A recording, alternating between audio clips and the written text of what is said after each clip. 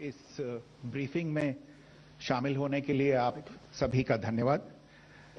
जैसा कि आप सभी जानते हैं, 22 अप्रैल 2025 को लश्कर-ए-तैयबा से संबंधित पाकिस्तानी और पाकिस्तान प्रशिक्षित आतंकवादियों ने भारत में जम्मू और कश्मीर के पहलगाम में भारतीय पर्यटकों पर बर्बरतापूर्ण हमला किया। 25 भारतीयों और एक नेपाली नागरिक को कायरतापूर्ण मौत के घाट उतार दिया गया। मुंबई के 26 नवंबर 2008 के हमलों के बाद यह भारत में हुई किसी आतंकवादी हमले में मारे गए आम नागरिकों की संख्या की दृष्टि से सबसे गंभीर घटना है।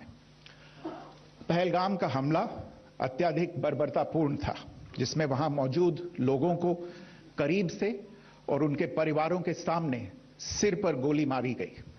हत्या के इस तरीके से परिवार के सदस्यों को जानबूझकर आघात पहुंचाया गया। साथ ही उन्हें यह नसीहत भी दी गई कि वे वापस जाकर इस संदेश को पहुंचा दें। यह हमला स्पष्ट रूप से जम्मू और कश्मीर में बहाल हो रही सामान्य स्थिति को बाधित करने के उद्देश्य से किया गया था। चूंकि पर्यटन फिर से अर्थव्यवस्था का मुख्य आधार बन रहा था, इस हमले का मुख्य उद्देश्य इसे प्रतिकूल रूप से प्रभावित करना था। पिछले वर्ष आप सभी जानते हैं 2.25 करोड़ से अधिक पर्यटक कश्मीर आए थे।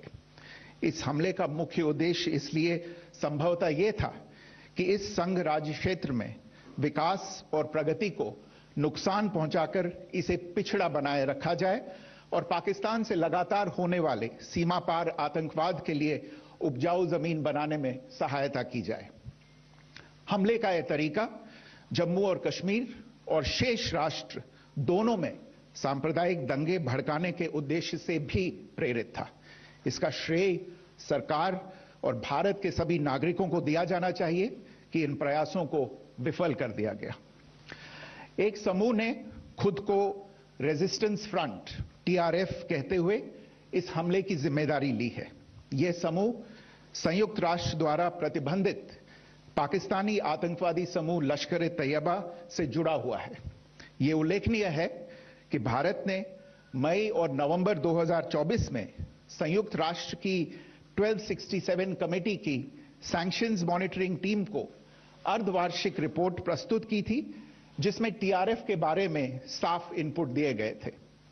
इससे पाकिस्तान स्थित आतंकवादी समूहों के लिए कवर के रूप में TRF की भूमिका सामने आई थी। इससे पहले भी दिसंबर 2023 में भारत ने इस टीम को लश्कर-ए-तैयबा और जैश-ए-मोहम्मद के बारे में सूचित किया था, जो TRF जैसे छोटे आतंकवादी समूहों के माध्यम से अपनी गतिविधियों को संचालित कर रहे हैं। इस संबंध में 25 अप्रैल को UN सिक्योरिटी काउंसिल प्रेस वक्तव्य में TRF के संदर्भ को हटाने के लिए पाकिस्तान के दबाव पर भी ध्यान दिया जाना चाहिए। पहलगाम आतंकवादी हमले की जांच से पाकिस्तान के साथ आतंकवादियों के संपर्क उजागर हुए हैं। रेजिस्टेंस फ्रंट द्वारा किए गए दावे और लश्कर-ए-तैयबा से ज्ञात सोशल मीडिया हैंडल द्वारा इसको रीपोस्ट किया जाना इसकी पुष्टि करता है। चश्मदीद गवाहों और विभिन्न जांच एजेंसियों को उपलब्ध अन्य सूचनाओं के आधार पर हमलावरों की पहचान भी हुई है। हमारी इंटेलिजेंस ने इस टीम के योजनाकारों और उनके समर्थकों की जानकारी जुटाई है। इस हमले की रूपरेखा भारत में सीमा पार आतंकवाद को अंजाम देने के पाकिस्तान के लंबे ट्रैक रिकॉर्ड से भी जुड़ी हुई है, जिसके लिखित और स्पष्ट दस्तावेज उपलब्ध हैं। पाकिस्तान दुनिया भर में आतंकवादियों के लिए एक शरण स्थल के रूप में पहचान बना चुका है। यहां अंतर्राष्ट्रीय स्तर पर प्रतिबंधित आतंकवादी सजा पाने से बचे रहते हैं। इसके अलावा पाकिस्तान ने इस मुद्दे पर विश्व और फाइनेंशियल एक्शन टास्क फोर्स जैसे अंतर्राष्ट्रीय मंचों को जानबूझकर गुमराह करने के लिए भी जाना जाता है। साजिद मीर का मामला, जिसमें इस आतंकवादी को पाकिस्तान ने मृत घोषित कर दिया था और फिर अंतर्राष्ट्रीय दबाव के परिणाम स्वरूप वो जीवित पाया गया, इसका सबसे स्पष्ट उदाहरण है। ये स्वाभाविक है कि पहलगाम में हुए इस हमले से जम्मू और कश्मीर के साथ साथ भारत के अन्य भागों में भी आक्रोश देखा गया। हमलों के बाद भारत सरकार ने स्वाभाविक रूप से पाकिस्तान के साथ संबंधों को लेकर कुछ कदम उठाए। आप सभी उन निर्णयों से अवगत हैं जिसकी घोषणा 23 अप्रैल को की गई थी। तथापि यह आवश्यक समझा गया कि 22 अप्रैल के हमले के अपराधियों और उनके योजनाकारों को न्याय के कटघरे में लाया जाए। हमलों के एक पखवाड़े के बाद भी पाकिस्तान द्वारा अपने क्षेत्र या अपने नियंत्रण वाले क्षेत्रों में आतंकवादियों की इंफ्रास्ट्रक्चर के विरुद्ध कार्रवाई करने के लिए कोई स्पष्ट कदम नहीं उठाया गया है। उल्टे वो इनकार करने और आरोप लगाने में ही लिप्त रहा है। पाकिस्तान आधारित आतंकवादी मॉड्यूल्स पर हमारी खुफिया निगरानी ने संकेत दिया है कि भारत के विरुद्ध आगे भी हमले हो सकते हैं। अतः इनको रोकना और इनसे निपटना दोनों को बेहद आवश्यक समझा गया। आज सुबह, जैसा कि आपको ज्ञात होगा, भारत ने इस तरह के सीमा पार हमलों का जवाब देने और उन्हें रोकने तथा उनका प्रतिरोध करने के अपने अधिकार का प्रयोग किया है। ये कार्यवाही नपीतुली, नॉन एस्केलेटरी, आनुपातिक और जिम्मेदारीपूर्ण है। यह आतंकवाद की इंफ्रास्ट्रक्चर को समाप्त करने और भारत में भेजे जाने वाले संभावित आतंकवादियों को अक्षम बनाने पर केंद्रित है। आपको यह भी स्मरण होगा कि 25 अप्रैल 2025 को संयुक्त राष्ट्र सुरक्षा परिषद ने पहलगाम आतंकवादी हमले पर एक प्रेस वक्तव्य जारी किया था, जिसमें आतंकवाद के इस निंदनीय कार्य के अपराधियों, आयोजकों, फाइनेंसरों और प्रायोजकों को जवाबदेह ठहराने और उन्हें न्याय के दायरे में लाने की आवश्यकता पर जोर दिया गया था। भारत की आज की इस कार्रवाई को इसी संदर्भ में देखा जाना चाहिए। Good morning. Thank you all for joining this briefing. As you are all aware, on April 22, 2025, Pakistani and Pakistan-trained terrorists belonging to the Lashkar-e-Taiba carried out a savage attack on Indian tourists at Pahalgam in Jammu and Kashmir in India. They murdered 26 people, including one national of Nepal, causing the largest number of civilian casualties in a terrorist attack in India since the 26 November 2008 attacks in Mumbai. The attack in Pahalgam was marked by extreme barbarity, with the victims mostly killed with headshots from close range and in front of their families. Family members were deliberately traumatized through the manner of the killing, accompanied by the exhortation that they should take back the message. The attack was clearly driven by the objective of undermining the normalcy returning to Jammu and Kashmir. In particular, it was designed to impact the mainstay of the economy, tourism, with a record 23 million tourists visiting the valley last year. The calculation presumably was that harming growth and development in the Union territory would help keep it backward and create fertile ground for continued cross-border terrorism from Pakistan. The manner of the attack was also driven by an objective of provoking communal discord, both in Jammu and Kashmir and the rest of the nation. It is to the credit of the government and the people of India that these designs were foiled. A group calling itself the Resistance Front has claimed responsibility for the attack. This group is a front for the UN-proscribed Pakistani terrorist group Lashkar-e-Taiba. It is notable that India had given inputs about the TRF in the half-yearly report to the monitoring team of the UN's 1267 Sanctions Committee in May and November 2024, bringing out its role as a cover for Pakistan-based terrorist groups. Earlier too, in December 2023, India had informed the monitoring team about Lashkar and Jaish-e-Mohammed operating through small terror groups such as the TRF. Pakistan's pressure to remove references to TRF in the April 25 UN Security Council press statement is notable in this regard. Investigations into the Pahalgam terror attack have brought out the communication notes of terrorists in and to Pakistan. The claims made by the Resistance Front and their reposting by known social media handles of the Lashkar-e-Taiba speak for themselves. Identification of the attackers based on eyewitness accounts as well as other information available to law enforcement agencies has also progressed. Our intelligence has developed an accurate picture of the planners and backers of this team. The features of this attack also tie in with Pakistan's long track record of perpetrating cross-border terrorism in India, which is well documented and beyond question. Pakistan also has a well-deserved reputation as a haven for terrorists from around the world, with internationally proscribed terrorists enjoying impunity there. In addition, Pakistan has been known to willfully mislead the world and international forums, such as the Financial Action Task Force, on this issue. The Sajid Mir case, in which this terrorist was declared dead and then, in response to international pressure, brought back to life, found alive and arrested, is the most glaring example. The latest attack in Pahalgam has understandably generated deep anger in Jammu and Kashmir and in other parts of India. Following the attacks, the Government of India naturally responded with a set of initial measures relating to our engagement with Pakistan. You're all aware of the decisions that were announced on the 23rd of April.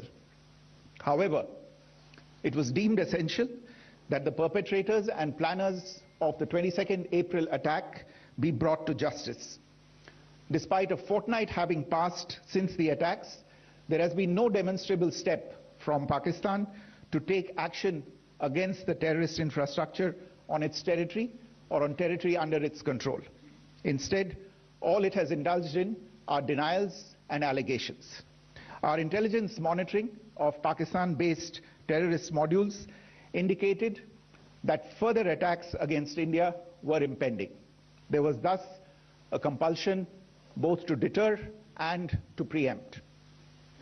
Earlier this morning, as you would be aware, India exercised its right to respond and preempt as well as deter more such cross-border attacks. These actions were measured, non-escalatory, proportionate, and responsible.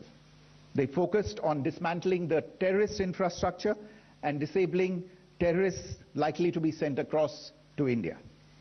You would also recall that the Security Council on 25th April 2025 had issued a press statement on the Pahalgam terror attack, underlining, and I quote, the need to hold perpetrators, organizers, financiers, and sponsors of this reprehensible act of terrorism accountable and bring them to justice, unquote. India's latest actions should be seen in this context.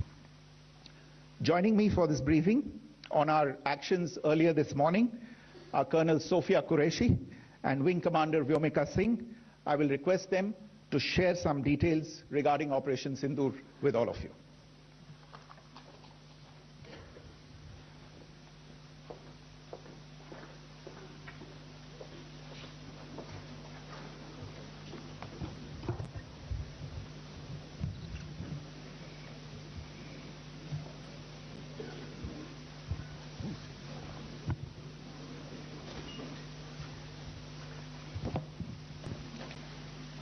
सुप्रभात देवियों और सज्जनों, मैं colonel Sophia Qureshi और मेरे साथ wing commander Vyomika Singh आज आपको 6 से 7 मई 2025 की रात 1:05 से 1:30 बजे के बीच भारतीय सशस्त्र बलों द्वारा अंजाम दिए गए ऑपरेशन सिंदूर के बारे में जानकारी देंगे।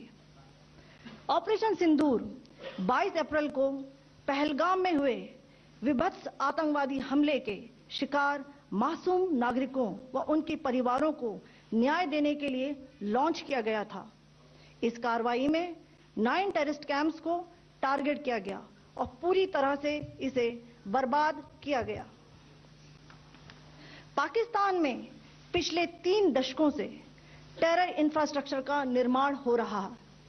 इसमें recruitment, indoctrination centres, training areas व लॉन्च पैड शामिल थे, जो पाकिस्तान और पाक अधिकृत जम्मू कश्मीर POJK दोनों में फैले हैं। Operation Sindoor was launched by Indian Armed Forces to deliver justice to the victims of Pahalgam terror attack and their families. 9 terrorist camps were targeted and successfully destroyed. Over the last 3 decades, Pakistan has systematically built terror infrastructure. It is a complex web of recruitment and indoctrination centers, training areas for initial and refresher courses, and launch pads for handlers. These camps are located both in Pakistan as well as Pakistan-occupied Jammu and Kashmir areas. Some of the well-known training camps are located, as you can see on the screen. They are distributed from Savai Nala in the north, counting to approximately 21, ending at Bhagalpur to the south. इन लक्ष्यों का चयन विश्वसनीय intelligence सूचनाओं के आधार पर हुआ ताकि आतंक गतिविधियों की रीढ़ तोड़ी जा सके, और यह खास ध्यान दिया गया कि निर्दोष नागरिकों और सिविलियन इंस्टॉलेशन को नुकसान न पहुंचे।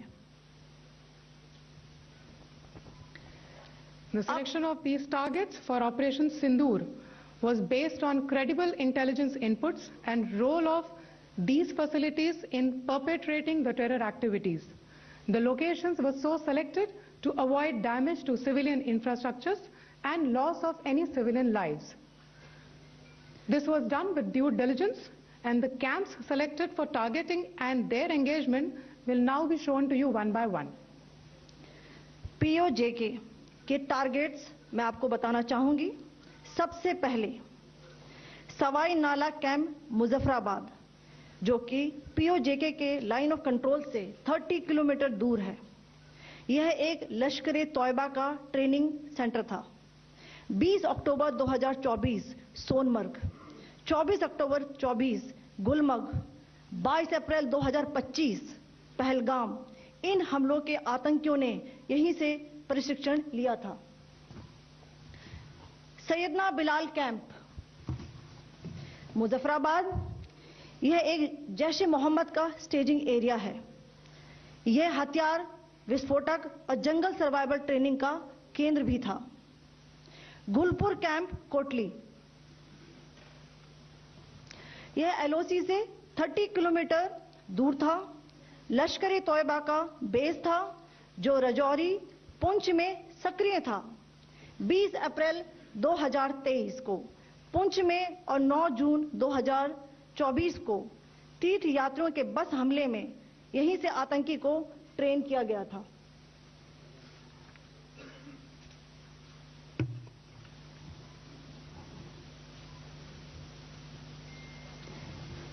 बरनाला कैंप भिंबर, यह LOC से 9 किलोमीटर दूर है।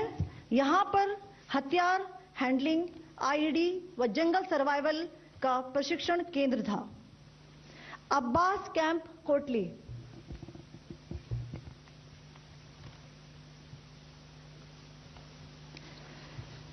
यह LOC से 13 किलोमीटर दूर है। लश्कर-ए-तौयबा का फिदाइन यहां तैयार होता था। इसकी कैपेसिटी 15 टेररिस्ट को ट्रेन करने की थी।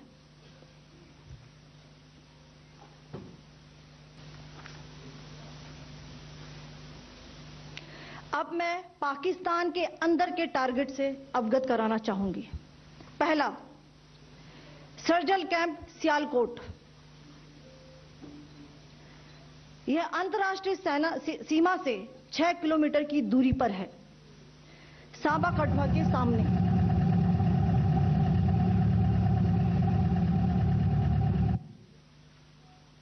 मार्च 2025 में जम्मू एंड कश्मीर पुलिस के 4 जवानों की जो हत्या की गई थी, उन आतंकवादियों को इसी जगह पर ट्रेन किया गया था।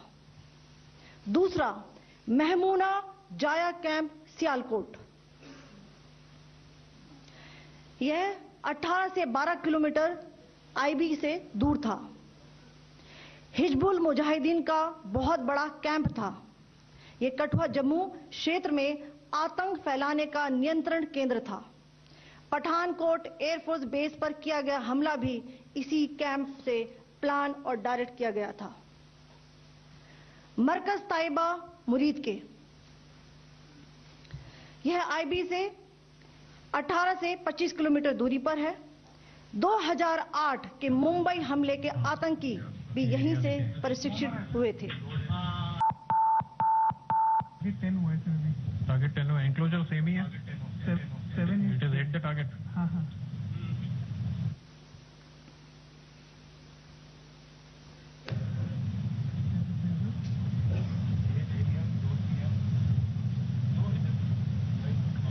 तीसरा आ गया सर।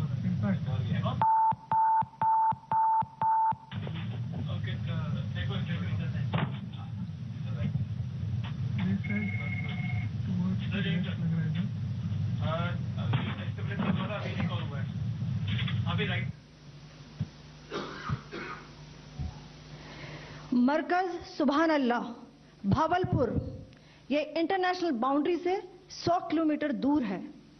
जैश-ए मोहम्मद का मुख्यालय था। यहां पर रिक्रूटमेंट, ट्रेनिंग व इंडोक्ट्रिनेशन का केंद्र भी था। शीर्ष आतंकी अक्सर यहां आते थे।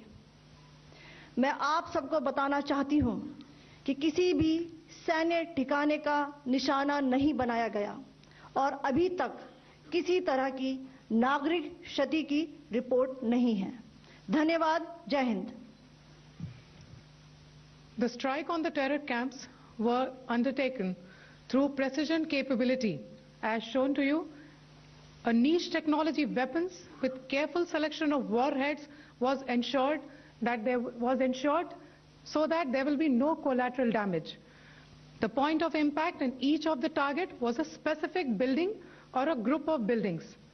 All the targets were neutralized with clinical efficiency, and the results reiterate the professionalism of the Indian Armed Forces in the planning and execution of their operations. No military establishments were targeted. India has demonstrated considerable restraint in its response. However, it must be said that the Indian Armed Forces are fully prepared to respond to Pakistani misadventures, if any, that will escalate the situation. Jai Hind, and thank you very much. Ladies and gentlemen, friends in the media, I ask your indulgence today in view of the fact that this is still an evolving situation. We will therefore not be able to take questions and answers today, but we will come back for more updates and more briefings shortly. Thank you all very much for joining us this morning. Thank you. Jai Hind.